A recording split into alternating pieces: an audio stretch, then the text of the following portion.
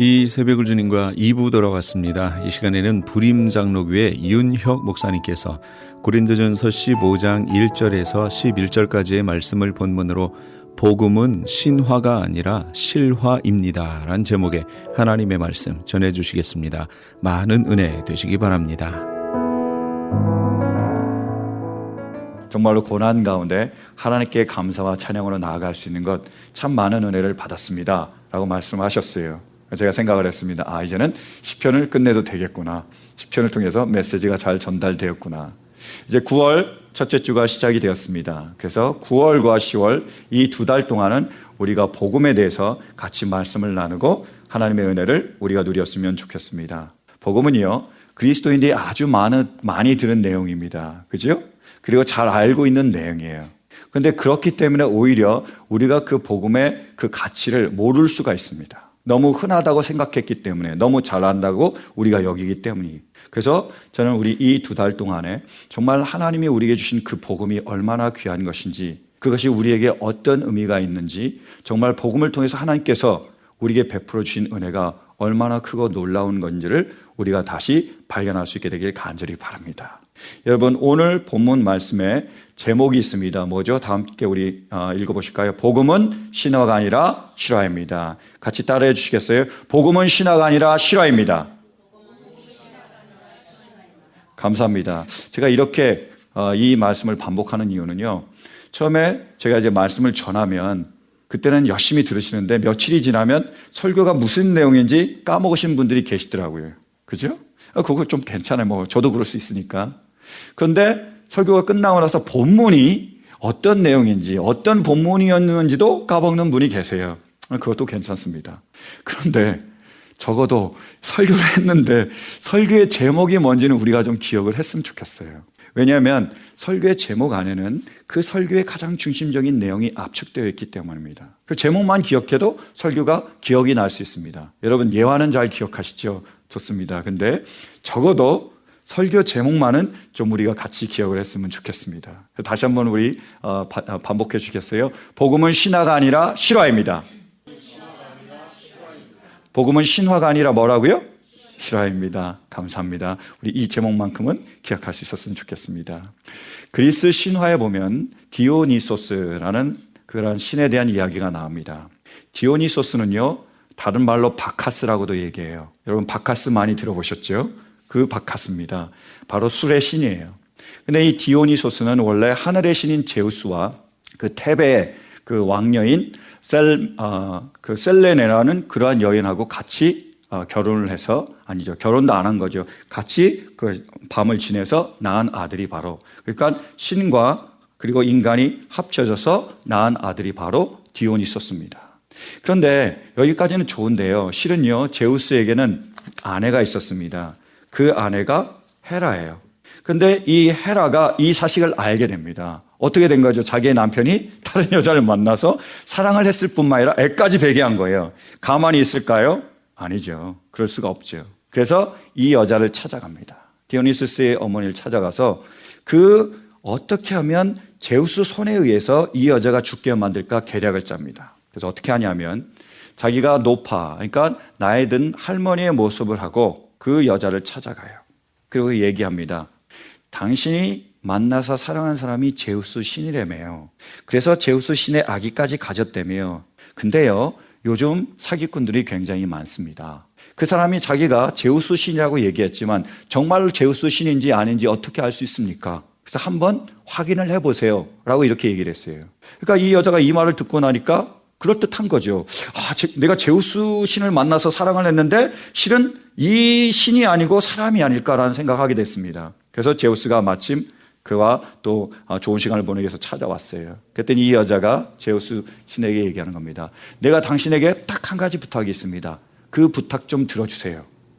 제우스 신이 뭐냐고, 내가 들어주겠다고 얘기했습니다. 아니, 꼭 이 약속을 들어주겠다고 나에게 맹세를 해야 내가 그 부탁을 당신에게 하겠습니다 라고 얘기를 했어요.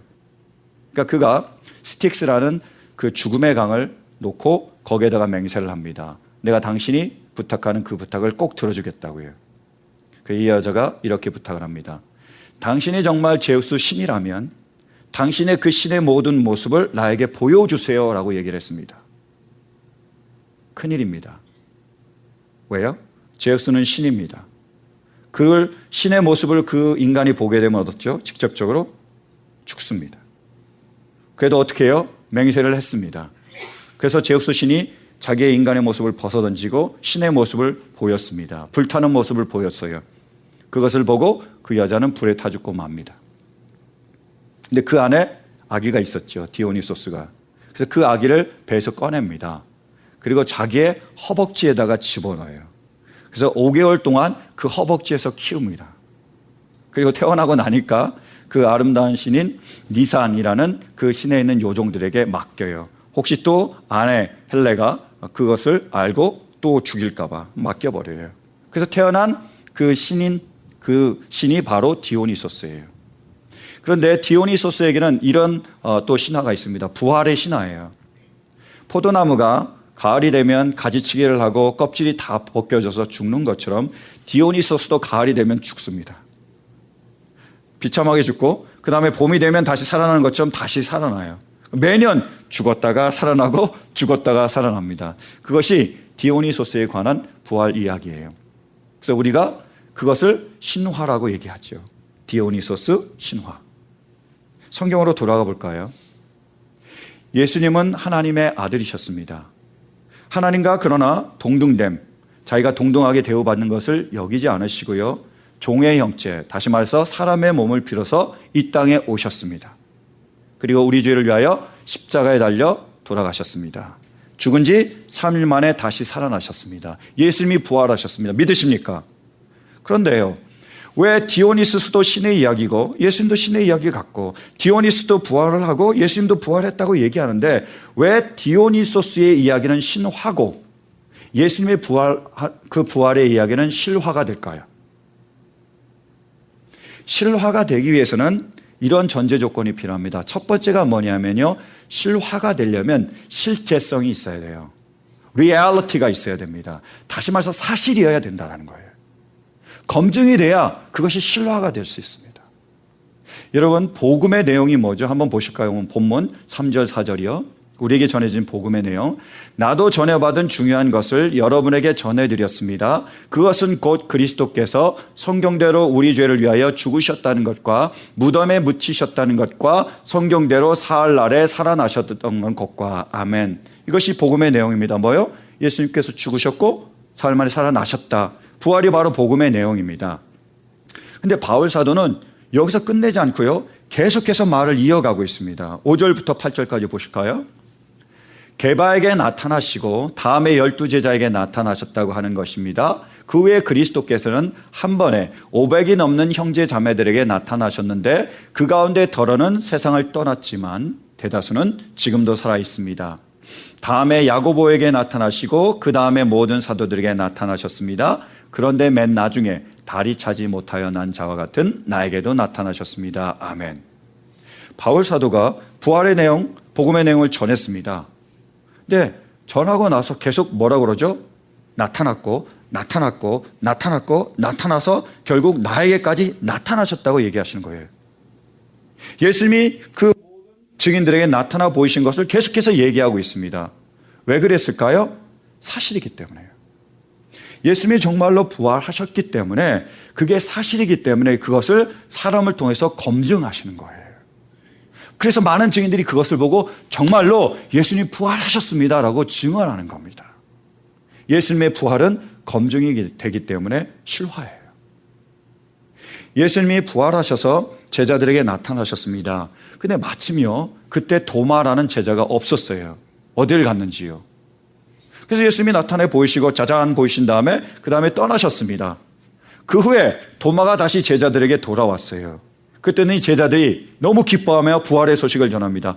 너 알아? 예수님 부활하셨어. 예수님 부활하셨어. 정말로 말씀대로 예수님이 부활하셨어 라고 얘기를 합니다. 도마가 듣더니 무슨 소리냐고. 내 눈으로 보고 내가 손으로 그 손의 못자국을 만져보기 전에는 내가 부활을 믿지 못하겠다라고 얘기해요. 그러자 예수님께서 다시 나타나십니다. 아마 도마 때문에 다시 나타나신 것 같아요.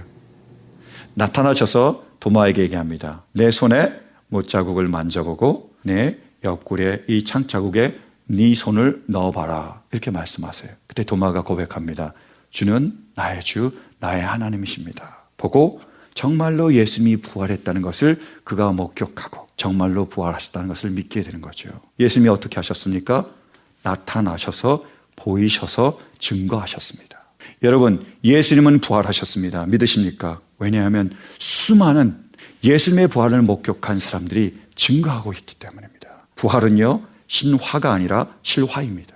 두 번째로 그 신화가 실화가 되기 위해서는 이 실화에는 현재성이 있어야 됩니다. presence예요. 딱 일어나서 끝나는 사건이 아니라 그것이 지금 우리가 살고 있는 이 땅에서도 우리가 경험하며 우리가 겪을 수 있는 그러한 일이 되어야 된다는 거예요. 개연성이 있어야 됩니다. 예수님이 죽었다가 다시 살아나셨어요. 부활하셨습니다. 예수님이 부활하신 것처럼 우리도 마지막 날에 죽었다가 다시 살아날 줄로 믿습니다. 뿐만 아니라 현재성, presence라는 의미는 뭐냐면 지금 이 땅 가운데서 우리가 그 부활의 삶, 새로운 삶을 경험할 수 있다는 뜻입니다. 주님을 통하여 이제까지 우리가 살아보지 못한 전혀 다른 새로운 삶을 살 수 있다는 거예요. 그래서 이 주님의 부활은 신화가 아니라 실화입니다. 주님을 만났던 그 부활을 목격했던 사람들이 경험한 것이 바로 이 부활의 삶이었습니다. 만나면요, 변화되는 거예요. 새로운 삶이 되는 겁니다. 부활의 증인으로 대표적으로 제일 먼저 누가 나왔죠? 게바가 나오죠? 게바는 베드로입니다. 베드로를 아람어로 표현하면 게바라고 표현해요. 그리고로 표현하면 베드로 피로가 되는 거고요. 페트로가 되는 겁니다. 이 베드로는요, 예수님의 제자입니다. 12제자지요. 그 중에 수석 제자입니다. 최고의 제자예요. 예수님을 3년 동안 따라다녔고 같이 밥도 먹고 같이 잠도 자고 그 놀라운 모든 기적들을 표적으로 봤던 사람입니다. 그런데요, 예수님이 잡히시던 날 밤 베드로가 예수님을 모른다고 3번이나 부인합니다. 그리고 예수님이 죽고 나자 다시 갈릴리 디베랴 바다로 돌아가요. 다시 고기를 잡으며 그렇게 생활합니다. 그때 부활하신 예수님께서 베드로를 찾아가요. 디베랴 바다로요. 그 제자들과 함께는 그 디베랴 바다로 찾아가서 베드로를 부릅니다. 그리고 베드로에게 얘기하죠. 네가 나를 사랑하느냐? 베드로가 뭐라고 대답하죠? 내가 주님을 사랑하는 줄 주께서 아시나이다. 예수님 뭐라고 말씀하십니까? 내 양을 먹여라. 몇 번이나요? 3번이나 이렇게 얘기합니다. 그 후에 오순절 그 다락방에서 성령을 받고 베드로는 전혀 다른 삶을 살게 됩니다. 십자가에 거꾸로 달려 죽을 때까지 복음을 위하여 주님을 위하여 끝까지 그 모든 일들을 감당하며 반석이 되는 그런 놀라운 일들을 이루며 정말 하나님의 위대한 사람으로 그 삶을 살아가게 됩니다. 전혀 다른 삶이에요. 삶이 확 바꿔진 거예요. 전혀 다른 삶입니다. 뿐만이 아니에요. 여기에 보면 증인 중에 야고보가 나오죠. 야고보에도 보이셨다고 말씀하고 계십니다. 그 이때의 야고보는 12제자 중에 요한의 형제인 야고보가 아닙니다. 바로 예수님의 형제인 예수님의 남동생인 야고보예요. 여러분 그거 아세요? 처음에요, 예수님의 형제들 야곱과 요셉과 이 예수님의 형제들은 그 예수님이 오셨을 때 메시아라는 것을 그들이 믿지 않았습니다. 정말로 예수님을 보고 예수님과 같이 생활해도요, 정말 예수님이 메시아라는 것을 그들이 인정하지 않았어요. 그래서 심지어 이렇게까지 얘기합니다. 정말 당신이 메시아라면 사람들에게 좀 보이십시오. 예루살렘 같은 데 가서 당신이 놀라운 기적을 보이셔서 그래서 당신이 메시아라는 것을 나타내 보여야 되지 않습니까? 이렇게 숨어 있으면 누가 당신이 메시아인 줄 알겠습니까? 라고 얘기해요. 그래서 요한복음 7장 5절에 보면 이렇게 기록되어 있습니다. 형제들이 믿지 않았더라. 야고보가 믿지 않은 거예요. 유다가 믿지 않은 겁니다. 요한이 믿지 않은 거예요. 뭐요? 예수님이 메시아라는 것을 믿지 않았습니다. 그런데 그 야고보에게 부활하신 예수님이 나타났습니다. 그 부활하신 예수님을 야고보가 만났어요. 그리고 그가 오순절 마가다락방에 성령도 받으면서 정말로 예수님이 나의 주 나의 하나님을 믿을 뿐만이 아니라 삶이 완전히 바뀝니다. 주님을 위하여 주님을 증거하며 그리고 초대교회의 감독이 돼서 그 교회의 귀한 일들을 담당하는 전혀 다른 사람으로 새 삶을 살아가게 될 거예요. 그것이 부활을 목격한 사람들의 새 삶입니다. 예수님의 부활은 신화가 아니고 실화입니다. 지금 우리 가운데에 놀랍게 새로운 삶을 일으키시며 역사할 수 있는 하나님의 능력이 됩니다. 그래서 실화예요. 세 번째로요, 실화에는 어떤 요소가 있느냐? 바로 생명력이 있습니다. 실화는요, 살아 있습니다. 무슨 말이냐면 그 이야기가 우리와 연결이 된다는 거예요. 여러분, 예수님이 부활하셨어요. 그리고 부활을 목격한 많은 사람들이 그것을 보고 그들의 삶이 변화가 됐습니다. 새로운 삶을, 부활의 삶을 살았습니다.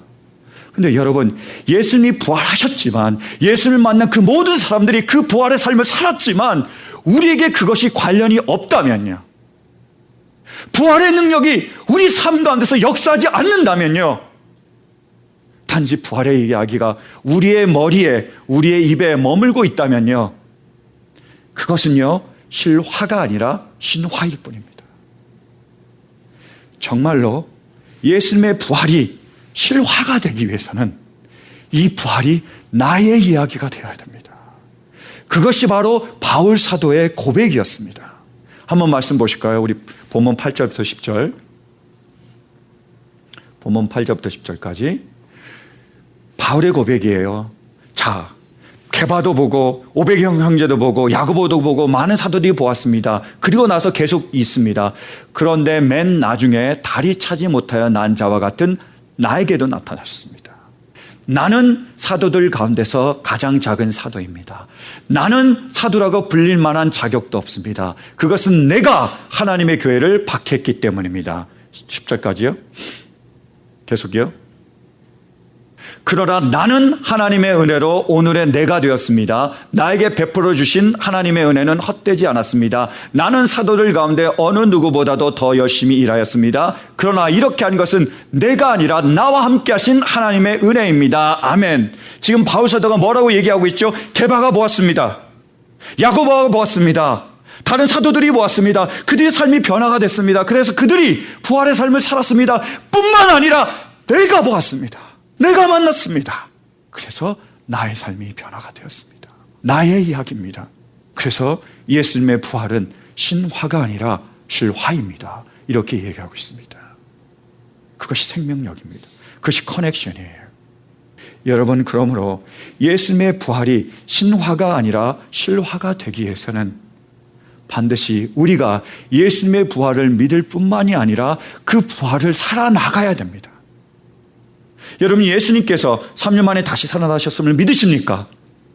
예수님이 살아나신 것처럼 우리가 마지막 날에 살아날 줄로 믿으십니까?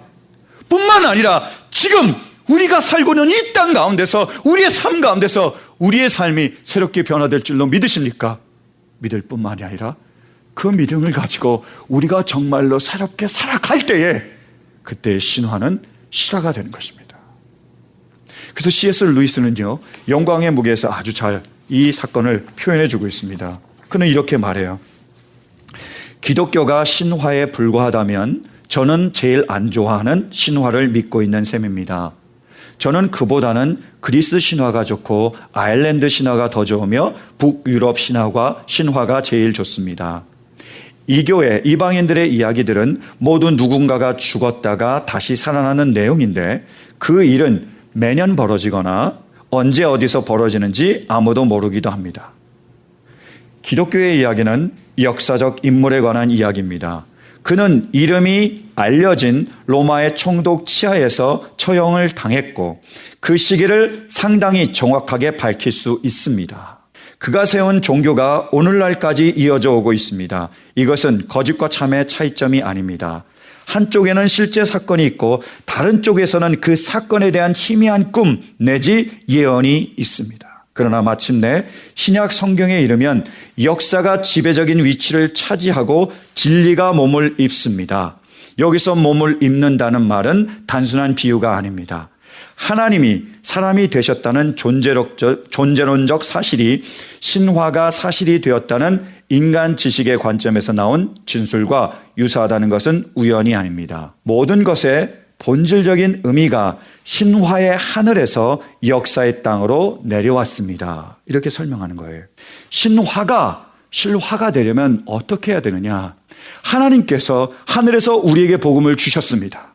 그 복음을 우리가 아멘으로 받았습니다. 그 다음 어떻게 해야 된다고요? 그 복음을 가지고 이 땅에서 우리가 살아가야 합니다.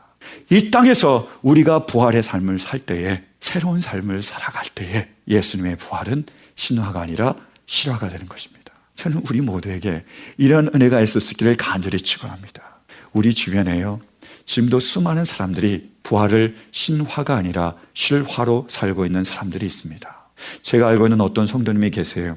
이분은 한국에서 있을 때에 예수를 믿지 않았습니다. 그래서 하나님께서 미국까지 오게 하셨나 봐요. 미국에 오니까 이제 아내의 강경에 못 이겨서 교회에 다니기 시작했습니다. 예배가 다 끝나면 교회 마당으로 가시는 거예요. 한 대 피우기 위해서요. 계속 그렇게 하시는 거예요. 근데 오기인지 배짱인지 한 번은 목사님이 이렇게 딱 지나가시는데 목사님을 붙잡고 이렇게 얘기했대요. 목사님 라이터 있으세요? 오기인지 배짱인지 모르겠어요. 그리고 한 번은 이제 서로 성도들 간의 교제와 그 성경 공부 모임인지 그 모임이 있었나 봐요. 그래서 목사님도 오시고 성도들도 있고 같이 참여해서 이렇게 하시는 그러한 교제 시간이 있었나 봅니다. 이분이 물통에다가 소주를 부어서 가지고 갔습니다. 그래서 남들 다 물 마실 때 그걸 따라서 마시는 거예요. 계속 그렇게 맛있게 마시고 있는데 거기에 있던 여자 집사님이 이렇게 얘기하셨습니다. 어디서 술 냄새가 나네요? 그래서 걸렸대요. 술이라는 것을. 그리고 한 번은 성경을 열심히 읽었습니다. 근데 궁금한 점이 너무 많으셨대요. 근데 문제는 뭐냐면 술이 너무 취한 상태에서 그게 궁금했습니다. 그리고 그것도 새벽이에요. 그 상태에서 목사님에게 전화한 거예요. 목사님, 제가 성경을 읽다가 궁금한 게 있는데요. 지금 목사님 집에 갈게요. 새벽에 찾아가셨습니다. 목사님 만나서 다 막 물어봤대요. 그래서 끝나서 나오시면서 이렇게 얘기했대요. 목사님 다음에 또 와도 되죠? 목사님이라면 이렇게 생각했을 거예요. 와도 좋은데요. 술은 안 마시고 오면 안 될까요? 그렇게 생각하셨을 거예요. 그분이요, 예수님을 만났습니다. 인격적으로 만나셨어요. 술을 끊으시고 담배도 끊으시고 그리고 전혀 다른 삶을 살기 시작하십니다. 교회의 큰 일꾼이 되셨고요. 그리고 교회의 리더가 돼서 교회를 열심히 섬기고 계세요. 그분에게는요, 부활이 신화가 아니라 실화입니다. 은혜 하나님의 은혜라는 책이 있습니다. 성경을 통독한 분에게 저희 교회에서 나눠드렸어요. 이 책을 나눠드렸더니 어떤 분이 패러디를 이렇게 하셨습니다. 설교 목사님의 설교.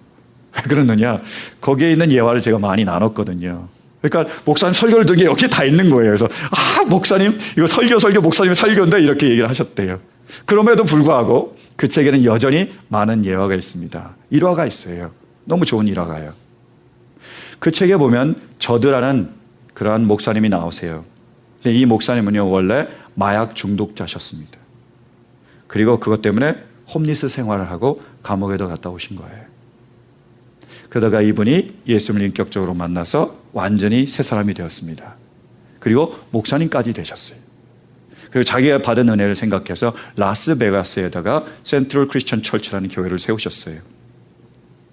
근데 그 교회에 나오는 성도님 중에 세이디라는 가명을 가진 여자가 있었습니다. 제가 그 이야기를 소개해 드릴게요. 그녀의 이름을 세이디라고 합시다. 세이디는 성인 쇼의 무용수였습니다. 좋게 말해서 그렇고 사실은 스트립 댄서였지요. 그런 그녀가 뭔가에 이끌려 우리 교회에 왔습니다.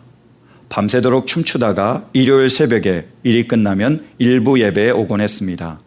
처음에는 제일 먼 구석 자리에 앉았는데 시간이 가면서 점점 강단 쪽에 가까워지더니 마침내 맨 앞줄에 앉더군요. 그녀는 모든 것을 빨아들였습니다. 은혜와 진리에 대해서 듣고 자신의 삶을 돌아봤고 성령님이 자기 안에서 일하시는 것을 느꼈고 대가를 따져봤습니다. 그러던 어느 날 세이디가 주일 예배 후에 제게 다가와 그리스도인이 되고 싶다고 하더군요. 그러면서 자신의 이야기를 꾸미지 않고 모두 말했습니다. 다 듣고 나서 제가 그랬죠. 지금 예수님을 따르기로 결단하시면 그것이 당신에게 어떤 의미가 있을까요? 그녀는 주저없이 대답했습니다. 제 직업과 수입에 영향이 있을 것이고 제 삶 전체가 바뀔 거예요. 제가 그렇다면 무엇을 더 기다리십니까? 하고 물었더니 그녀는 단호한 목소리로 저는 각오가 되어 있습니다 하더군요. 그 후 그녀가 기도를 시작했습니다. 깔끔하고 정형화된 기도가 아니라 날 것 그대로의 고백과 진정한 회개였습니다. 이어 세이디는 하나님의 선물인 은혜를 어린아이처럼 즐겁게 받아들였습니다. 세이디의 아멘 소리와 함께 둘 다 눈을 뜨니 그녀의 마스카라가 엉망이 되어 있더군요. 얼굴에 눈물이 줄줄 흘렀으니까요. 세이드는 팔을 내밀어 저를 가볍게 포용하면서 감사합니다. 감사합니다.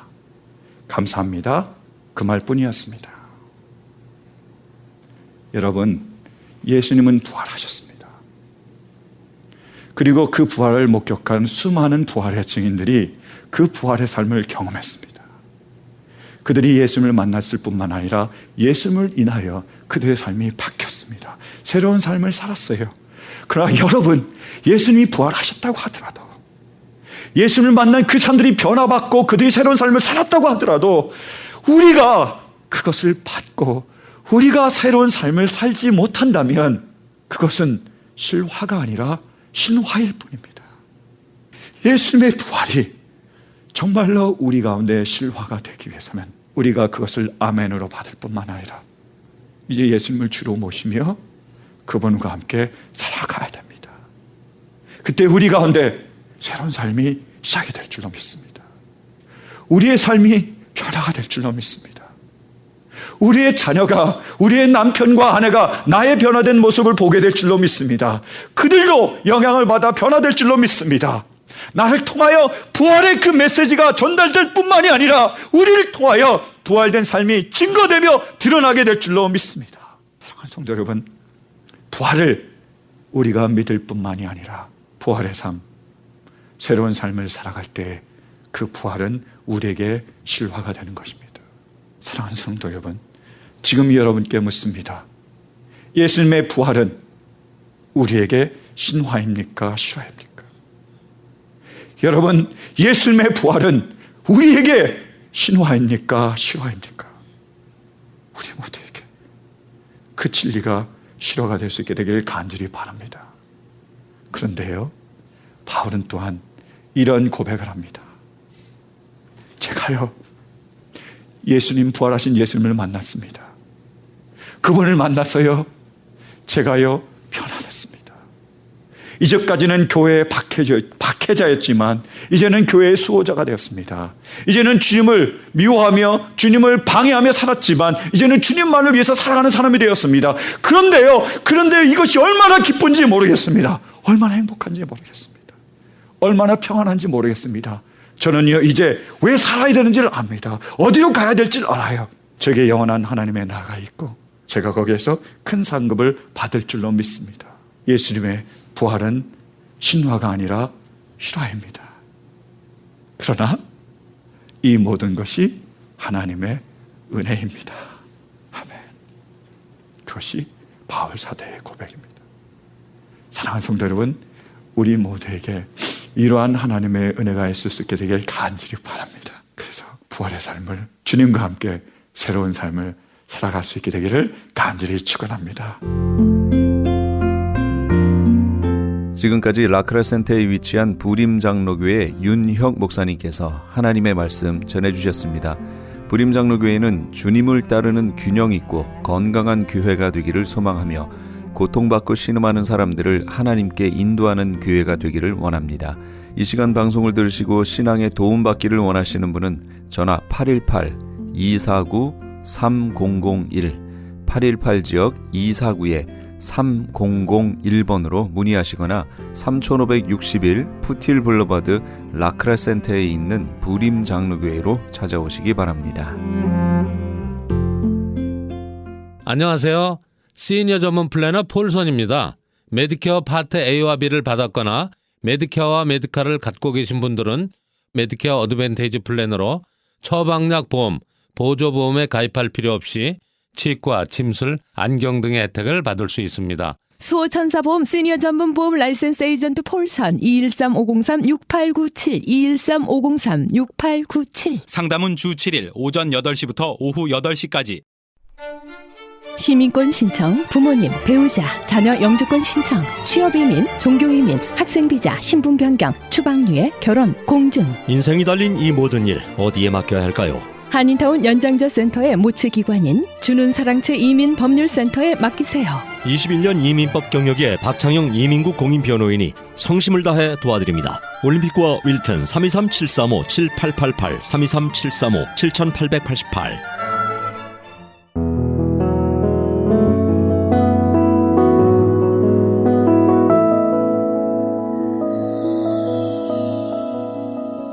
지금 여러분께서는 AM 1650과 인터넷을 통해 미 전역과 전 세계로 방송되는 크리스찬 헤럴드의 이 새벽을 주님과 2부 함께하고 계십니다. 방송 시간과 설교 편성표는 크리스찬 헤럴드 신문 주간 편성표나 홈페이지 chtv1888.org에서 확인하실 수 있습니다. 계속해서 이 시간에는 나성 서부교회 서건오 목사님께서 베드로전서 1장 13절에서 25절까지의 말씀을 본문으로 모든 일에 거룩한 자란 제목의 하나님의 말씀 전해주시겠습니다. 많은 은혜 받으시기 바랍니다. 우리 하나님의 말씀을 찾아보겠습니다.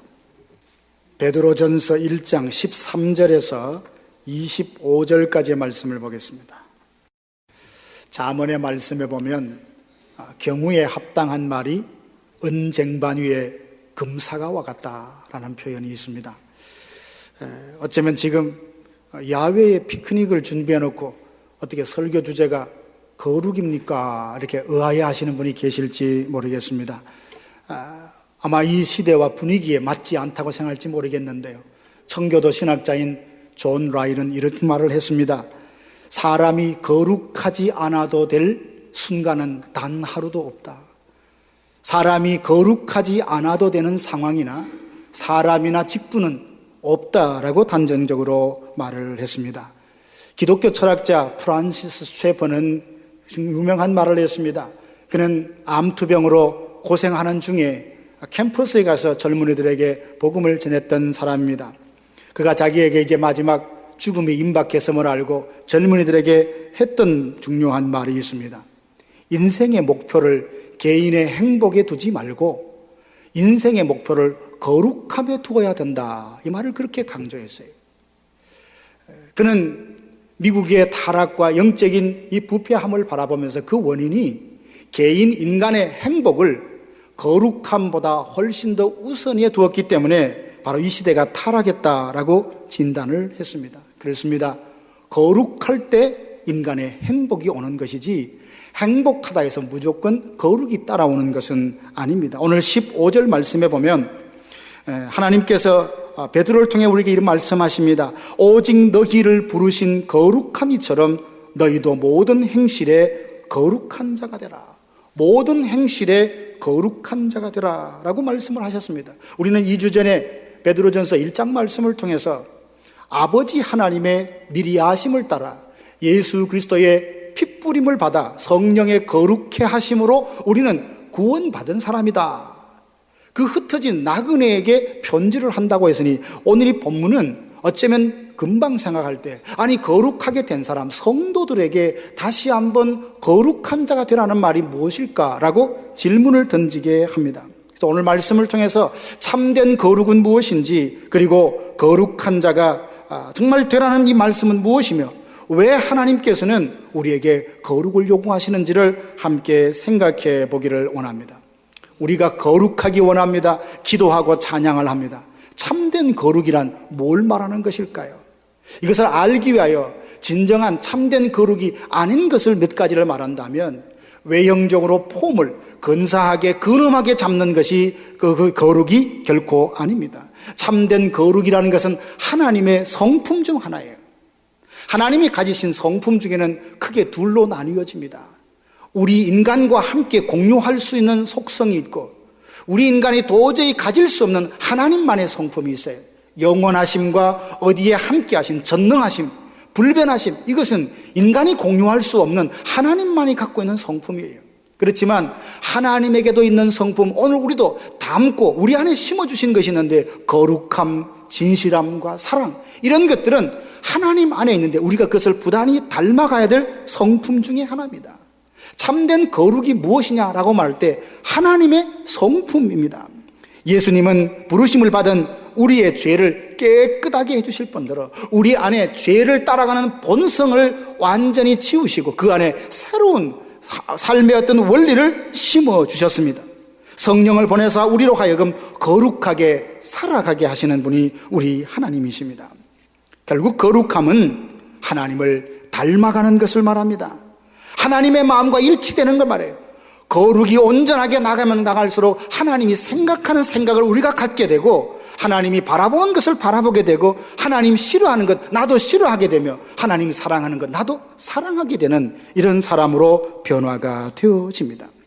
세상의 모든 것을 하나님의 시각으로 바라보고, 그리고 말씀이라는 기준으로 그것을 바라보는 사람, 이 사람이 바로 거룩한 사람이 되는 겁니다. 결국 마음의 우리의 성량이 거룩함이다라는 것입니다. 민수기서 25장에 보면 이스라엘 백성들이 시딤 광야에 잠깐 머물 때였습니다. 모압 사람들은 이스라엘 백성들을 유혹해서 우상을 숭배하게 합니다. 자기들이 그 우상을 숭배할 때 이스라엘 백성을 초대해서 함께 우상을 숭배하고 음식을 먹게 하고 그렇게 행음을 해요. 한 남자가, 이스라엘 남자가 모압 여인과 함께 음행을 하기 위해서 장막으로 들어가는데, 레위인 중에 한 사람이었던 비느하스가 그것을 따라 들어가서 살인을 합니다. 칼로 죽입니다. 하나님은 그의 모습을 보면서 하나님의 질투하심을 가졌다라고 비느하스의 행동을 칭찬합니다. 하나님이 가졌던 그 마음으로 죄를 다루는 그 마음, 그게 바로 거룩입니다. 진정한 거룩이죠. 예수님을 닮고자 하는 태도와 노력, 바로 이것이 진정한 거룩인데요. 빌립보서 2장 5절 보면 너희 안에 이 마음을 품으라, 곧 그리스도 예수의 마음이다. 예수님은 어떤 마음을 가지셨습니까? 겸손한 마음을 가지셨습니다. 그분은 섬김을 받으셔야 할 뿐임에도 불구하고 섬기며 사셨던 진정한 왕이십니다. 제자들이 마지막 유월절 만찬을 나눌 때에 친히 대야에 물을 가지고 제자들의 발을 다 씻어주셨습니다. 당시에 발을 씻는다는 것은 노예들 중에, 종들 중에 가장 하급 천한 노예들이 했던 일인데, 주님이 천지를 창조하신 그 창조주의 손이 제자들의 발을 다 씻기는 섬김의 삶을 친히 보여줬던 예수님의 마음입니다. 십자가까지 순종하셨던 예수님의 마음입니다. 겟세마네 동산에서 기도하실 때에 얼마나 간절히 기도하셨는지, 내 마음이 심히 슬퍼 죽게 되었으니 너희는 나를 위하여 기도하라고 제자들에게 기도를 부탁하시고 잠깐 떨어져서 예수님이 기도를 하시는데, 주님, 이 잔이 내게서 지나가기를 원합니다. 그러나 나의 원대로 마옵시고 아버지의 뜻대로 되기를 원합니다. 그 십자가의 죽기까지 순종하셨던 마음이 예수님의 마음입니다. 참된 거룩이란 이 예수님의 마음을 품고 예수님의 마음을 담기 위하여 부단히 노력하고자 하는 그 마음의 성량, 이게 바로 참된 거룩입니다.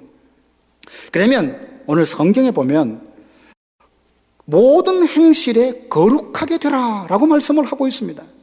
우리의 거룩함, 하나님의 자녀됨은 흔들릴 수 없는 분명한 것입니다. 18절 19절 말씀에 보면 우리의 거듭남이, 우리의 죄를 대속함이 인간의 어떤 공로에 있는 것이 아니라 예수 그리스도의 어린 양의 그 보혈, 피로 말미암아 되어진 것이기에 이것은 흔들리지 않는 분명한 구원의 근거가 된다. 보혈의 능력에 대해서 이야기를 하고 있습니다. 그리고 후반부에 보면 항상 살아있는 말씀으로 우리가 새롭게 됐고 거듭났다라고 말합니다. 이 부분은 틀림이 없습니다. 그런데 모든 행실에 거룩한 자라 되라, 이런 말씀은 무슨 말이냐면, 이미 우리가 구원을 선취했음에도 불구하고, 구원을 받았음에도 불구하고 종말의 때까지 그 구원은 계속 이루어져 가는 과정 중에 있습니다. 우리가 성경에서 보면서 성도들에게 가르친 신학적인 여러 내용을 가지고 그것을 교인들이 오해를 해서 잘못된 신앙생활하는 어떤 편중된 부분들이 없지 않아 있습니다. 예정론은 성경에 나와 있습니다. 에베소서 1장 보면 창세전에 예수 그리스도 안에서 우리를 선택하셨다 하지만 이 선택과 예정설을 너무 강조하다 보니 사람들에게 전도하는 것이 희미해졌습니다. 하나님께서 예정하셨다면 하나님이 다 알아서 부를 일인데 우리가 구태여 전도할 필요가 뭐 있느냐, 거기만 초점을 맞추다가 전도와 선교가 약해지는 걸 보게 됩니다. 또 하나는 오직 믿음으로 말미암아 의롭게 된다는 이신칭의 믿음만 강조를 하다 보니 행함이 뒤처져서 내가 예수 믿고 구원받아서 하나님의 자녀가 되었으면 됐다라고 말하며 윤리적으로 도덕적으로 타락한 삶을 살아가는 많은 사람들을 보게 됩니다. 그래서 모든 행실에 거룩하게 되라, 이 말은 예수 그리스도의 보혈의 피로 우리가 거듭났고 항상 살아있는 말씀으로 우리가 하나님의 자녀가 되어서 구원을 받았지만 그 구원은 종말 때까지 이루어져 가야 되니 매삼 모든 영역에서 거룩한 삶을 정진하라라고 하는 명령의 말씀입니다. 요한복음 5장 24절 보면 내가 진실로 진실로 너희에게 이르노니 내 말을 듣고 또 나를 보내신 이를 믿는 자는 영생을 얻었고 심판에 이르지 아니하니 사망에서 생명으로 옮겼다라고 말합니다. 구원이 이미 완료된 것으로 말씀하시지만 빌립보 2장 12절 보면 사랑하는 자들아 너희가 나 있을 때뿐만 아니라 나 없을 때에도 두려움과 떨림으로 너희 구원을 이루라라고 했습니다. 구원은 이미 우리에게 이루어졌어요. 우리는 거룩한 자가 되었습니다. 흑암의 권세에서 우리를 이끌어내어 하나님의 아들의 나라로 들어가서 우리는 하나님 나라의 백성이 되었습니다. 그럼에도 불구하고 구원의 완성을 바라보며 미래의 승리를 바라보며 우리는 끊임없이 부단히 내 안에 남아있는 죄의 오염과 부패를 씻어나가며 끊임없이 예수님을 닮기 위하여 거룩하게 살기 위하여 노력하고 나아가야 합니다. 이게 모든 행실에서 거룩하라라고 하시는 하나님의 말씀입니다. 사랑하신 여러분, 우리는 어떻습니까? 거룩한 하나님의 백성이 되어서 그 나라 안에 들어가 주의 자녀가 되었습니다. 그러면 그 거룩에 진보가 있나요? 점점 예수님을 더 닮아가는 삶의 변화가 있습니까? 내 안에 의를 사모하고 은혜를 갈급해하며 하나님만이 전부라고 하는 것을 내 온 삶으로 드러내고 있습니까? 예전에는 사탄의 종, 죄의 종으로 살던 내가 예수 그리스도의 종이 되고 예수 그리스도의 군사가 되어서 이 땅에 하나님 나라를 펼치기 위해서 적극적으로 그 나라에 내가 헌신하며 살아갑니까? 모든 행실에 거룩한 자가 되라. 이 말은 그 종말의 마지막 구원의 완성을 바라보며 예수를 왕으로 모시고 그분이 행하시는 이 땅에 펼쳐 하나님 나라를 펼쳐가는 그 일에 기쁨으로 우리가 동참하고 헌신하는 하나님의 말씀입니다. 이 말씀을 누구에게 하고 있습니까? 고난당하는 성도들을 향하여 말씀하고 있습니다. 왜 종말의 때까지 모든 행실에 거룩한 자로 그렇게 살라고 고난 중에 있는 그들에게 말씀을 하는 것일까? 그러면 종말의 때까지 우리의 구원을 완성하기 위해서 어떤 자세가 필요할까? 13절 말씀 보면 너희 마음의 허리를 동이고 근신하여 예수 그리스도께서 나타나실 때에 너희에게 가져다 주실 은혜를 온전히 바랄지어다 라고 했어요. 허리를 동이고 근신하라라고 말했습니다. 이것은 헌신하기 위해서 마음가짐을 단단히 가지라, 확고히 하라는 하나님의 말씀입니다. 왜냐하면 우리는 환경 때문에, 고난 때문에 우리의 하나님을 향한 그 결심이 흔들리기 쉬운 의지가 약한 사람들이기 때문입니다. 때로는 환경 때문에 소망이 흔들리고 환난 때문에 믿음이 흔들리고 방종하거나 쾌락을 추구하며 죄의 유혹으로 넘어질 수 있으니 그날 그때까지, 승리의 그날까지, 마지막 그 순간까지 영적으로 긴장하고 경계심을 늦추지 말라는 말씀입니다. 두렵고 떨림으로 너희 구원을 이루라. 예수님의 비유에서 보면 주인이 외출했다가 혼인집에 갔다가 돌아와서 밤늦게 문을 두드리면 종들은 어떤 자세로 주인을 기다려야 되느냐? 어떤 종들은 보면 주인이 드디어 오리라 그렇게 말하면서 술에 취하고 종들을 때리며 그렇게 주인을 맞이할 준비가 전혀 되지 않는 종들이 있습니다. 그러나 어떤 종들은 지혜로워서 주인이 곧 온다는 마음으로 항상 준비하고 있는 종들이 있습니다. 주인이 나중에 왔을 때에 허리에 띠를 띠고 주인을 맞으러 나오는 종들은 잘했다고 칭찬받겠지만 결국 술 취하며 준비 없이 기다림 없이 살아갔던 종들은 주인에게 엄히 책망을 받으리라고 말씀을 하셨습니다. 재림의 그 순간까지, 그만할 때까지 우리는 허리에 허리를 동이고 근신하여 바로 긴장된 마음으로 영적 긴장을 늦추지 말고 매일의 삶을 살아가야 합니다. 예수님께서도 이 세상에 제자들을 보내면서 당부하신 말씀이 있지 않습니까? 내가 너희를 세상에 보내는 것이 마치 이리떼 가운데로 양을 보내는 것 같구나. 뱀처럼 지혜롭고 비둘기처럼 순결해라 라고 당부의 말씀을 하셨습니다. 그러면서 누차 말씀하시기를 깨어 기도해라, 근신해라, 시험에 빠지지 않게, 시험에 들지 않게 깨어서 기도하라 라고 말씀을 하셨습니다. 이 말씀을 가볍게 들었던 제자들은 기도해야 할 때 잠들었습니다. 결국 예수님께서 십자가에 못 박혔을 때 주님 홀로 두고 도망치는 제자가 되고 말았습니다. 사랑하는 성도 여러분, 우리 모두 나 자신의 의지를 믿지 말고 주님께 온전히 붙어 있으십시다. 그분을 전적으로 신뢰하십시다. 날마다 은혜를 사모하며 살아가십시다. 이 악한 세대 가운데 흘러떠내려가지 말고 믿음을 지키는 하나님의 사람이 되십시다. 그래서 그 마지막에 구원의 승리를 다 누리는 저와 여러분들 되기를 간절히 바랍니다. 그리고 종말의 그때까지 어떤 마음을 가져야 되느냐? 너희 사욕을 본받지 말라라고 했습니다. 이 사욕을 따른다라는 말은 본능대로 살아가는 삶을 따르는 것을 말합니다. 욕심대로 사는 사람입니다. 이 사람들은 하나님을 섬기는 것이 아니라 자기를 섬기라고 강요하는 사람들입니다. 자기 만족을 최고의 가치로 여기는 사람들입니다. 성경이 진리가 아니라 내게 좋고 내게 유익한 것을 진리라고 강조하는 사람입니다. 우리 주변에는 온통 이런 사람들로 가득하지 않습니까? 세상에 보십시오. 자기가 진리라고 말합니다. 나를 믿으라고 말합니다. 내 능력, 나를 인정하라 라고 하는 말들을 우리가 듣지 않습니까? 기억하십시오. 인간의 욕심은 거룩한 삶의 큰 방해물이 아닐 수 없습니다. 우리는 자신도 모르게 욕망을 쫓을 때가 있습니다. 나도 모르게 교만해져 있을 때가 있습니다. 열정과 교만을 혼동을 하고 욕망과 비전을 혼동해서 내 꿈과 내 야망을 이루기 위해서 그것을 비전이라는 타이틀을 보고 몰아갈 때가 얼마나 많이 있는지요. 하나님께서 깨닫게 해주시고 지혜를 주시고 믿음을 주시지 않으면 내가 옳다는 대로 평생 살다가 그 마지막에 참 당황할 일이 생길 것입니다.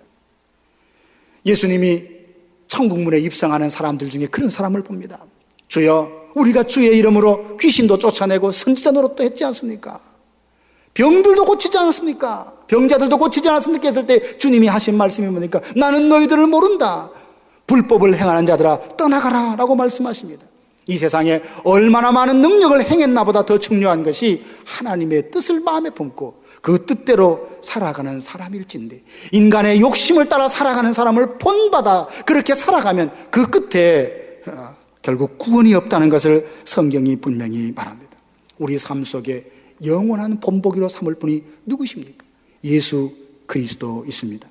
히브리서 12장 2절 보면 믿음의 주여 또 온전케 하시는 예수 그리스도를 바라보자. 그는 그 앞에 있는 기쁨을 위하여 십자가를 참으사 부끄러움을 개의치 아니하시더니 하나님 보좌 우편에 앉아 계셨느니라.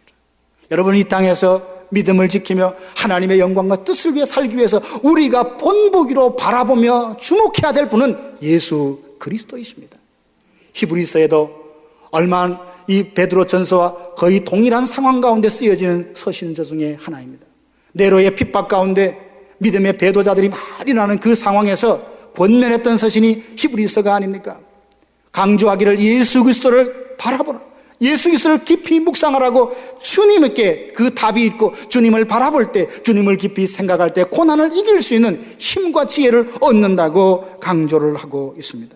사랑하신 여러분, 끝까지 승리하는 그 거룩한 목표를 향하여 믿음의 경주를 나아가는 오늘 우리들이 예수 그리스도를 우리 삶 속에 폰을 잡고 모델을 삼아 그분을 바라보고 그분을 묵상하는 저와 여러분들 되기를 간절히 바랍니다. 그리고 고난 중에 끝까지 믿음의 경주를 하기 위해서 오늘 성경에 보니까 마음으로 뜨겁게 서로 사랑하라 라고 말씀을 하고 있습니다. 21절 말씀 보면 너희 진리를 순종함으로 너희 영혼을 깨끗하게 하여 거짓이 없이 형제를 사랑하기에 이르렀으니 마음으로 뜨겁게 서로 사랑하라. 여러분, 고난을 당하는 성도들이 있다고 봅시다. 그러면 그가 그 고난에서 이기고 견딜 수 있는 가장 큰 에너지는 어디서 나오는 것입니까? 진실한 사랑입니다. 진실한 사랑이에요. 로마서 8장의 말씀에 보면 많은 사람들이 믿음 때문에 환난이나 고통이나 여러 가지 어려움을 당합니다. 그럴 때 로마서 8장에서 강조하는 게 뭐냐면 우리를 사랑하시는 이로 말미암아 우리가 넉넉히 이기느니라. 하나님의 사랑을 알고 하나님의 사랑을 믿고 의지할 때 그 어떤 어려운 환경을 능히 이기게 하는 것입니다.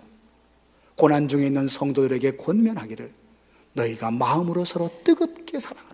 그 사랑의 힘이 고난을 이길 수 있게 한다고 분명히 말해주고 있습니다. 누가 마음으로 뜨겁게 진실한 사랑을 나눌 수 있습니까? 사람은 사랑한다라고 말하지만 그 안에 조건부가 들어가 있고 이기적인 사랑이 있어서 그 사랑 때문에 상처를 입고 시험당할 때가 얼마나 많이 있습니까? 진실된 사랑은 진리를 순종함으로 우리의 영혼을 날마다 깨끗게 하여 거짓 없이 형제의 사랑에 이른다라고 말하고 있습니다. 마음으로 뜨겁게 사랑하기를 원한다면 우리의 영혼이 하나님의 말씀에 순종함으로 날마다 순결해져 갈 때 그 마음에서 우러나는 진실된 사랑이 고난 중에 있는 성도들에게 힘을 주고 용기를 주고 고난을 이기게 한다라고 했습니다. 사랑하신 여러분, 주변에 혹시 참 환난 때문에 낙심된 성도들이 있다면 하나님이 여러분을 어떻게 사랑하셨는가 그 사랑을 떠올리며 사랑을 나누어 주시는 사랑의 통로가 되기를 원합니다. 여러분의 손끝에서, 여러분의 입에서, 여러분의 삶을 통하여서 그들에게 사랑이 흘러가므로 그 고난 중에 낙심치 않고 오히려 고난 중에 소망을 품으며 그 고난을 능히 이기도록 그들을 도와주고 세워주는 저와 여러분 우리 교회가 되기를 간절히 바랍니다. 그러면 성경에서는 왜 우리에게 이렇게 거룩하게 살라고 하는 걸까요? 왜 이렇게 거룩하게 살려고 하는 것일까요? 무엇보다 너희도 거룩하라 하나님이 명령하셨기 때문입니다. 제가 종종 말씀을 드리죠. 우리가 어떤 일에 순종해야 될 이유와 근거를 대보십시오. 이렇게 살아라 저렇게 살아라 많은 이야기를 하는데 왜 내가 그렇게 살아야 됩니까? 근거를 대보십시오. 내가 왜 그 말에 순종해야 되는지 근거를 대보십시오. 그 유일한 근거, 가장 확실한 거니까 하나님이 말씀하셨다라는 겁니다. 하나님이 거룩하라 명령하시니 그 명령에 순종해야 합니다. 데살로니가전서 4장 3절에 보면 거룩하게 사는 것이 우리를 향한 하나님의 뜻이라고 했습니다. 우리 안에 성령님 보내주셔서 그 성령님은 지혜도 주십니다. 믿음도 주십니다. 그분이 내 안에서 거룩하게 살아갈 수 있는 힘을 주시니 육신의 욕심 따라 살지 말고 성령을 쫓아 행하면 주의 영이 내 안에서 나로 하여금 그리스도의 사람으로 점점 거룩해져 그 예수 그리스도의 날에 나로 하여금 승리케 하도록 인도해 가실 것입니다. 그리고 왜 우리가 거룩해야 되느냐? 17절 보면 외모로 보시지 않고 각 사람의 행위대로 심판하시는 이를 우리가 아버지라 부르고 있습니다.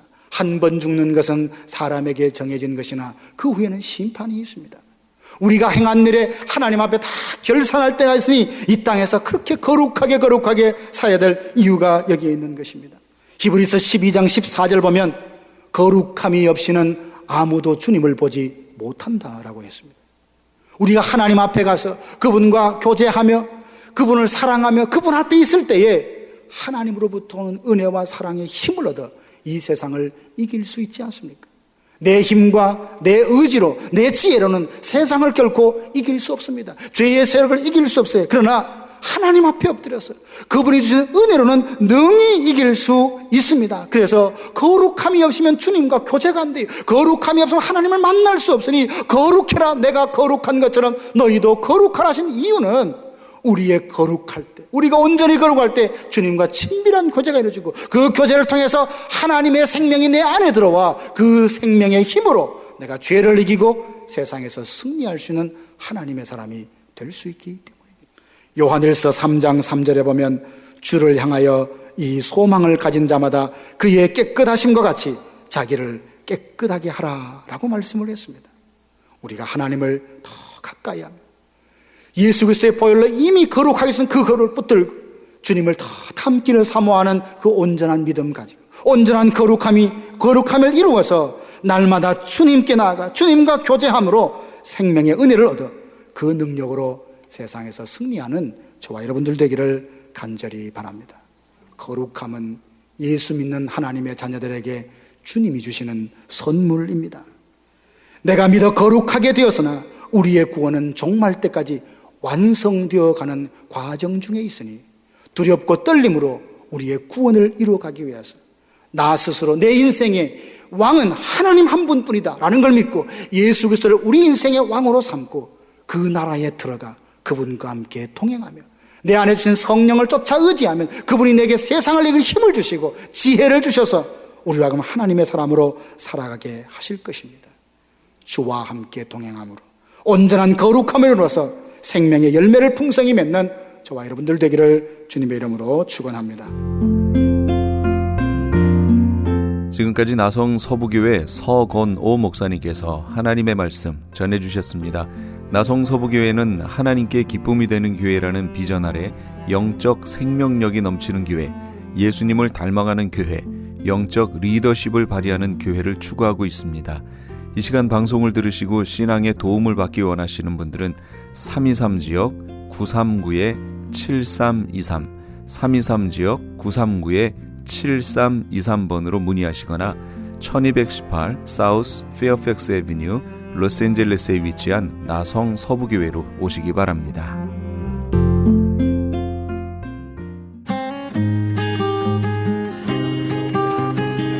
교계 게시판.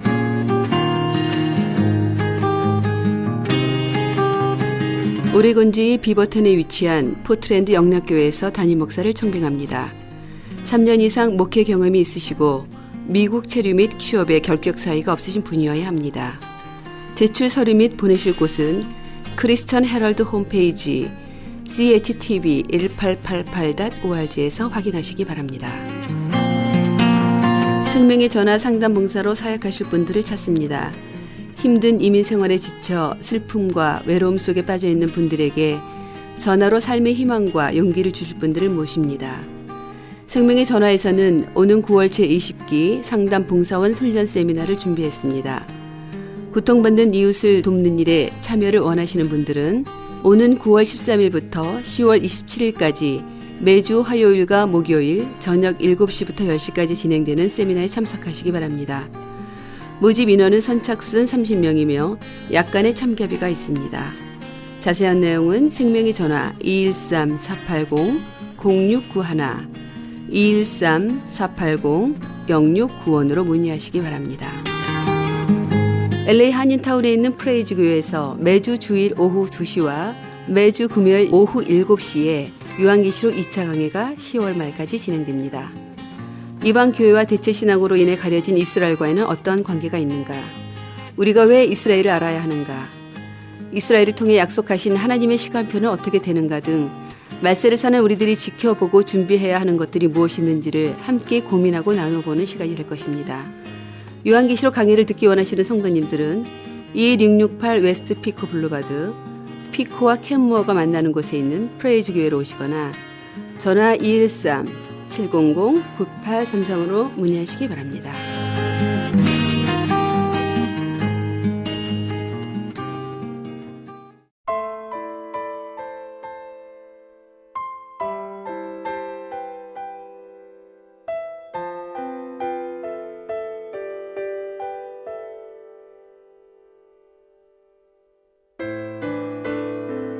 일생을 즐거움과 기쁨만으로 채워나가는 사람은 한 사람도 없습니다. 어쩌면 인생 중에 기쁨의 분량보다는 고통과 눈물의 분량이 더욱 많을지도 모르지요. 욥은 먼저 재산을 잃었고 다음에는 자식을 잃었고 다시 아내를 잃고 마지막에는 친구도 잃었습니다. 그러나 그때 그는 이렇게 고백합니다. 주시는 자도 여호와시요 취하시는 자도 여호와시다 라고 말이지요. 한 노예의 얘기는 우리를 숙연하게 합니다. 어느 날 주인이 노예에게 몹시 쓴 참외를 주면서 먹으라고 했습니다. 노예가 아무 말 없이 다 먹고 나자 주인은 어떻게 그 쓴 참외를 먹을 수 있었냐고 물었습니다. 그때 그 노예는 주인님께서는 그동안 많은 것을 주셨으니 한 번쯤 쓴 것을 주셔도 먹을 수 있어야 하지 않겠습니까? 라고 대답을 했다고 합니다. 이 놀라운 고백이 오늘 저와 우리 애청자 여러분의 고백이 되어야겠습니다. 이번 남은 한 주도 우리 주님과 동행하시는 복된 날들 되시기 바랍니다. 지금까지 크리스찬 헤럴드 방송에서 보내드린 이 새벽을 주님과의 정령철이었습니다. 고맙습니다.